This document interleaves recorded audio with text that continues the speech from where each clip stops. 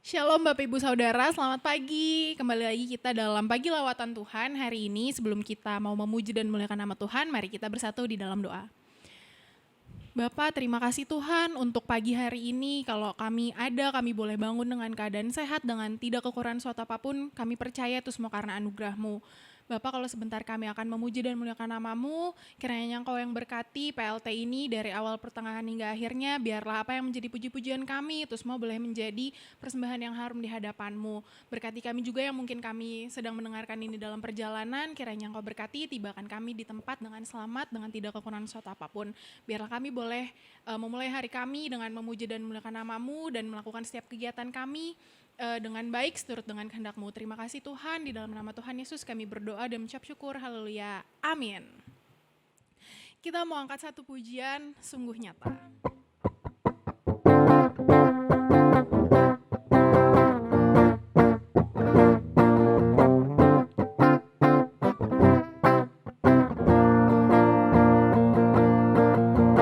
Seindahnya pelangi, secerahnya mentari,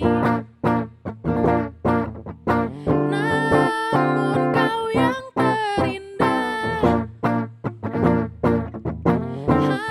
hanya kau yang termegah.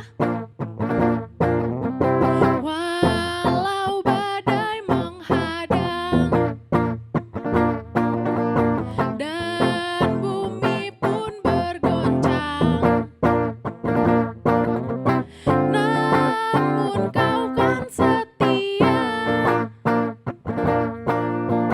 menjagaku selamanya.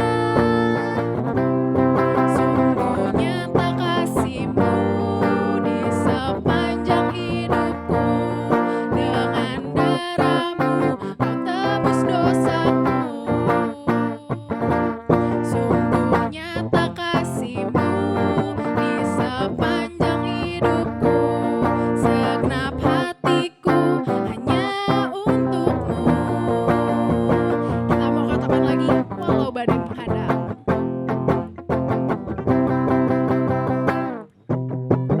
Walau badai menghadang dan bumi pun bergoncang, namun Kau kan setia menjagaku selamanya. Sungguh nyata kasih-Mu di sepanjang hidupku, dengan darah-Mu Kau tebus dosaku. Sungguh nyata kasih-Mu di sepanjang hidupku, segenap hatiku hanya untuk-Mu. Sungguh nyata kasih-Mu di sepanjang hidupku, dengan darah-Mu Kau tebus dosaku. Sungguh nyata kasih-Mu di sepanjang hidupku, segenap hatiku hanya untuk-Mu. Katakan, sungguh nyata kasih-Mu di sepanjang hidupku, dengan darah-Mu Kau tebus dosaku. Sungguh nyata kasih-Mu di sepanjang hidupku, segenap hatiku hanya untuk-Mu. Segenap hatiku hanya untuk-Mu. Segenap hatiku hanya untuk-Mu.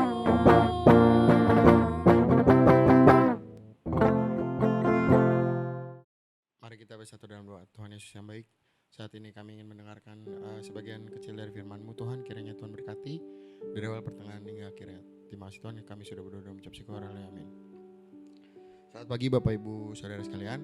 Hari ini saya akan membawakan renungan dari Filipi 3 ayat 12 sampai 16 tentang tujuan hidup orang percaya. Kita baca Filipi 3 ayat 12 sampai 16. Bukan seolah-olah aku telah memperoleh hal ini atau telah sempurna, melainkan aku mengejarnya. Kalau-kalau aku dapat juga menangkapnya, karena aku pun telah ditangkap oleh Kristus Yesus. Ayat 13, saudara-saudara, aku sendiri tidak menganggap bahwa aku telah menangkapnya. Tetapi ini yang kulakukan, aku melupakan apa yang telah di belakangku dan mengarahkan diri kepada apa yang ada di hadapanku.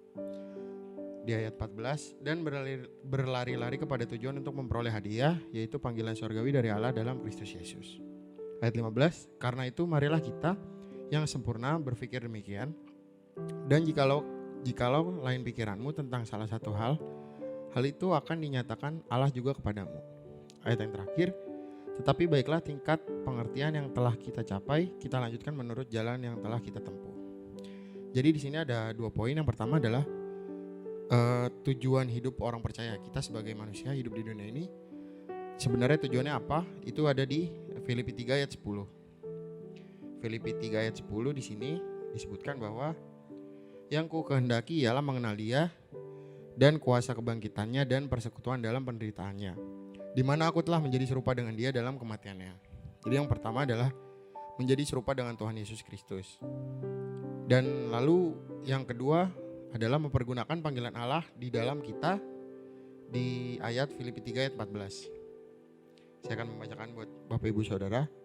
Dan berlari-lari kepada tujuan untuk memperoleh hadiah, yaitu panggilan surgawi dari Allah dalam Kristus Yesus. Dan yang ketiga, kita harus melayani Tuhan karena memang Tuhan menciptakan kita sebagai untuk panggilan hidup kita adalah melayani Dia. Terus selanjutnya, bagaimana caranya kita mencapai tujuan hidup kita? Yang pertama adalah mengutamakan Yesus di atas segalanya. Kita ambil dari Filipi 3 ayat 4 sampai 8. Ayat 4, sekalipun aku juga ada alasan untuk menaruh percaya pada hal-hal lahiriah. Jika ada orang lain menyangka dapat menaruh percaya pada hal-hal lahiriah, aku lebih lagi. 5, disunat pada hari ke-8 dari bangsa Israel. Dari suku Benyamin orang Ibrani asli, tentang pendirian terhadap hukum Taurat, aku orang Farisi. Tentang kegiatan aku penganiayaan jemaat, tentang kebenaran dalam menaati hukum Taurat, aku tidak bercacat. Tetapi apa yang dahulu merupakan keuntungan bagiku, sekarang kuanggap rugi karena Kristus. Ayat terakhir, malahan segala sesuatu kuanggap rugi, karena pengenalan akan Kristus Yesus Tuhanku lebih mulia daripada semuanya. Oleh karena Dialah aku telah melepaskan semua itu, dan menganggapnya sampah supaya aku memperoleh Kristus.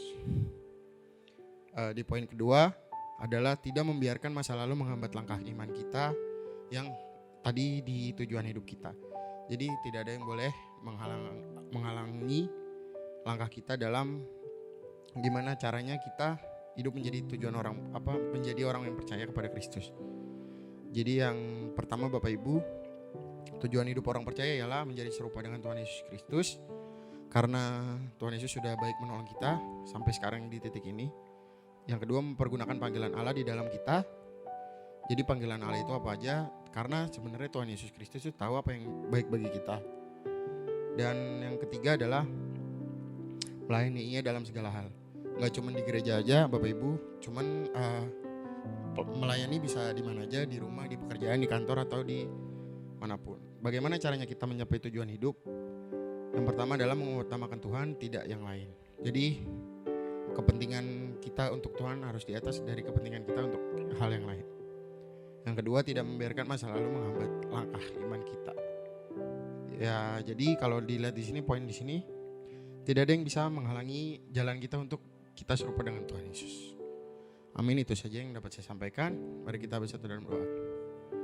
Tuhan Yesus yang baik, terima kasih Tuhan telah memberkati firman-Mu pada pagi hari ini. Kiranya apa yang disampaikan oleh Engkau dapat diterima dengan baik di bagi kehidupan kami dan dapat dijalankan juga Tuhan. Dalam nama Tuhan Yesus, kami buka kunci berkat kami yang baru di dalam minggu ini. Kiranya diberikan kesehatan, kesuksesan dan juga kelancaran dalam menjalani apapun. Kami sudah berdoa dan mengucap syukur. Haleluya, amin.